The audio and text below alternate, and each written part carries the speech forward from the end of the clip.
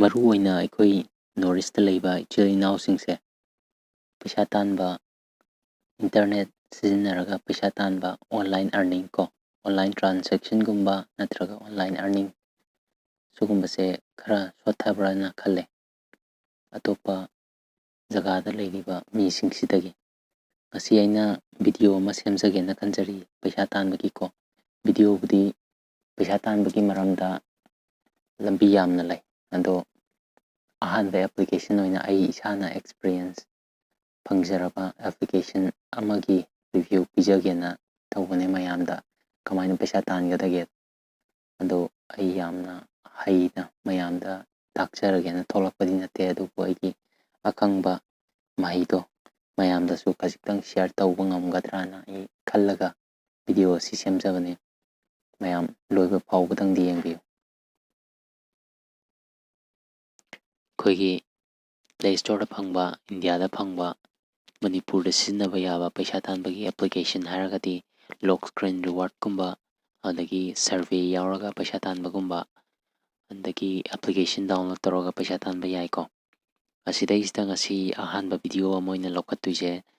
lockscreen reward oina lokhalase tasengna minute manga phawbagi manungda adum paisa se hek lokthokpaga redeem tawbaga adum lakaniko khoigi email da natraga asengba bank account sida adum kutakta lakpane ai isamaksu thengnare isana trial tawrga loirapane paisa se ahum lak kumbadi lokthokre ajuko ado hojikse yengdurise lock screen reward ko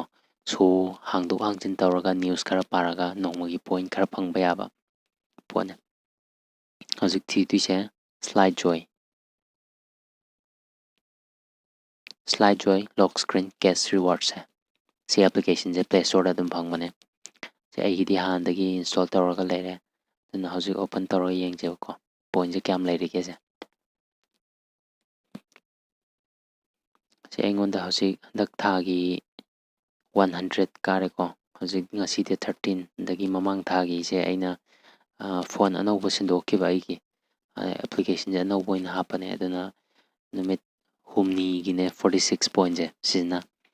andagi redeem tawba yabase PayPal ko PayPal je hangba se kamaina hangadage se ai mathang akonba video singda adum semjarakke ko sigi PayPal je adum hangba yai international transaction gidi sina kwai phaba method di oire adutagi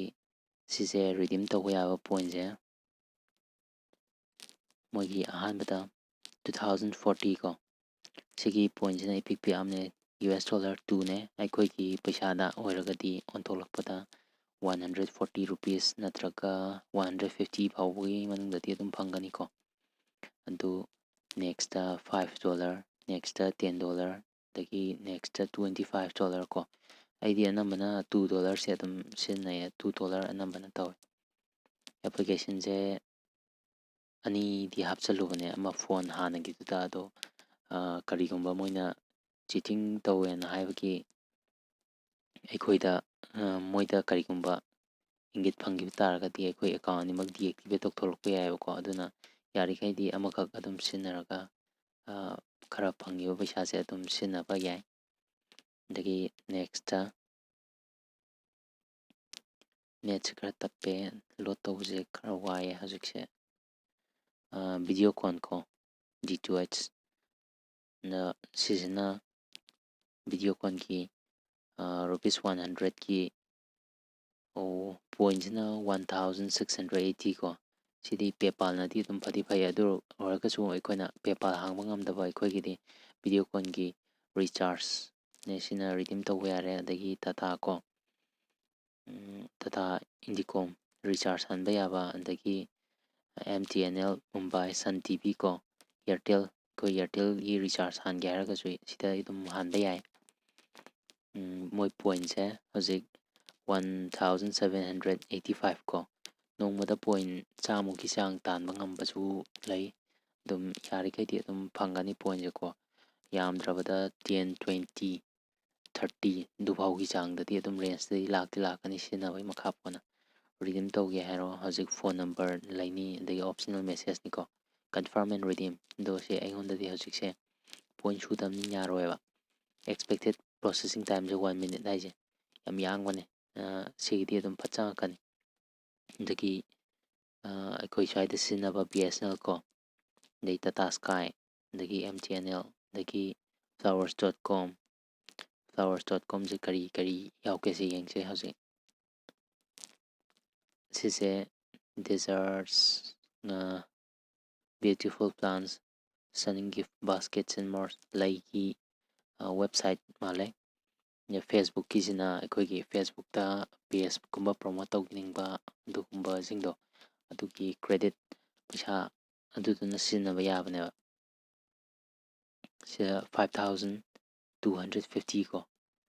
sisingje karne kenogi Facebook ki game jingda sinaba yaba dum dagi hotels.com si hotel gi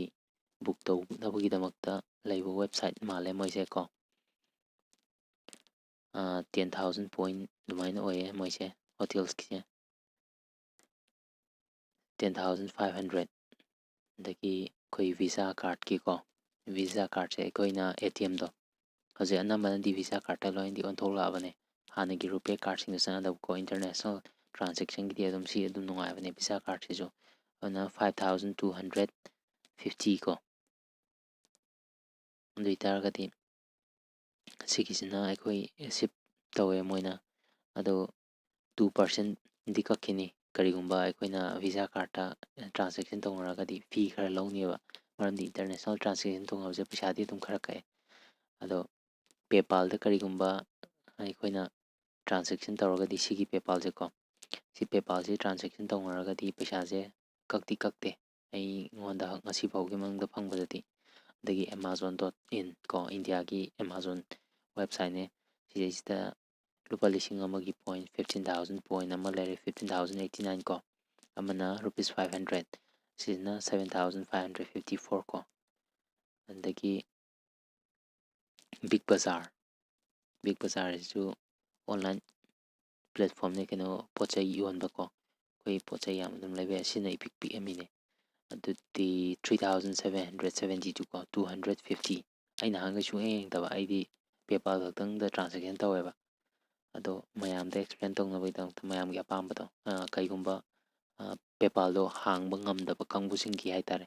adugi ai khallaga pet changaga takchabane next 500 sina 7,554 points ko adum redeem torakanda koi email address ta dum tharakani moi soina expected processing time is 1 minutes adum loin lairi moi je ko yam drabada minute manga di sangani ado kaigumba minute manga bhau ke mangda sangdragadi felana laagadi amuk pungkhai amukki matungda amuk tawba yabane adum taw adum phangani soina dagi book my show ko sina koi film gi ticket kakpa plays ko concert dagi sporting events online platform da si 1,000 rupees dum yauri mai ko 15,089 point ko adagi sina 3,772 250 points ko adai rupees 500 ki 7,554 points ko adagi website sise pochai yon bane dress ko angangi nupagi nupi plug ko gift card ngatane sisingje dum email da loin tharakani redeem now ji ngo si email address enter and email address haije sidai sanga matungda dum loina phangani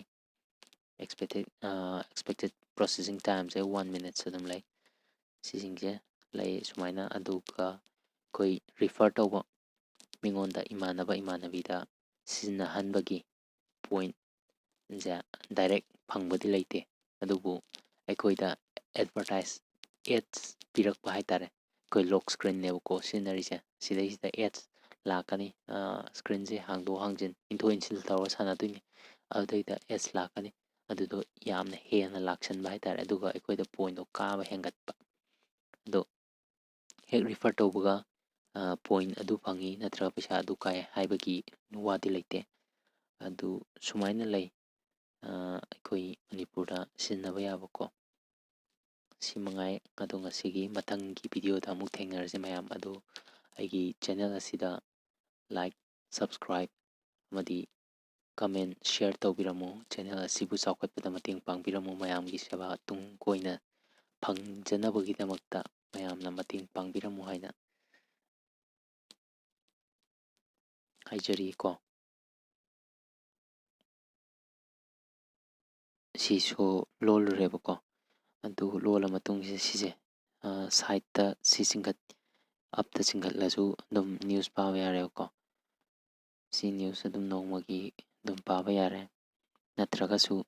ꯁꯤꯁꯦ right ꯁꯥꯏꯠꯇ ꯏꯟꯊꯣꯛꯑꯒ ꯑꯗꯨꯝ ꯁꯣ ꯍꯥꯡꯉꯒ ꯌꯥꯔꯦꯀꯣ ꯑꯩꯈꯣꯏꯒꯤ ꯑꯗꯨꯝ ꯁꯤꯖꯤꯟꯅꯕ, ꯅꯣꯡꯃꯒꯤ ꯑꯗꯨꯝ ꯈꯔ ꯈꯔ ꯁꯤꯖꯤꯟꯅꯕ ꯌꯥꯏ꯫ ꯑꯗꯨꯝ ꯁꯤꯁꯦ ꯇꯧꯔꯒ ꯁꯨꯃꯥꯏꯅ ꯄꯩꯁꯥ ꯇꯥꯟꯒꯗꯕꯅꯦ꯫ ꯑꯗꯣ ꯃꯊꯪꯒꯤ ꯚꯤꯗꯤꯑꯣꯁꯤꯡꯗ ꯂꯥꯛꯄꯗ ꯑꯩꯈꯣꯏ ꯑꯗꯨꯝ ꯊꯦꯡꯅꯁꯤ꯫ ꯌꯨꯇ꯭ꯌꯨꯕ ꯆꯦꯅꯦꯜ ꯑꯁꯤꯕꯨ ꯁꯕꯁꯀ꯭ꯔꯥꯏꯕ ꯇꯧꯕꯤꯔꯝꯃꯨ, ꯁꯤꯌꯔ ꯇꯧꯕꯤꯔꯝꯃꯨ, ꯑꯃꯗꯤ ꯂꯥꯏꯛ ꯀꯃꯦꯟ ꯄꯤꯕꯤꯔꯝꯃꯨ꯫